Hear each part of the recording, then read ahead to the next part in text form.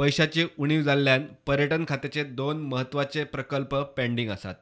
90 कोटींचो पाट्यार mini convention centre जावपा आशिल्लो.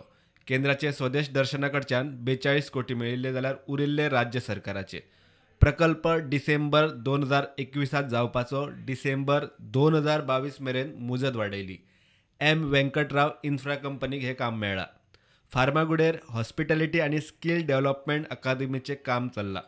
60व्या मुक्ती वर्सा निमतान मेळिल्ल्या 300 कोटींतले 35 कोटी प्रकल्पाक. केंद्रान 300 कोटींतले 150 कोटीच आतां मेरेन गोंय सरकाराक पावयल्यात. मार्च 2023 हे काम पुराय जावंक जाय आशिल्लें, मात आतां मेरेन फक्त 51% काम जालां. फंड वेळार दिवंक नाशिल्ल्यान प्रकल्पाची कामां स्लो चल्ल्यात. दोनूय प्रकल्पाच्या फंडिंगाचो विशय टुरिझम बोर्डाच्या बसकेत चर्चेक आयलो.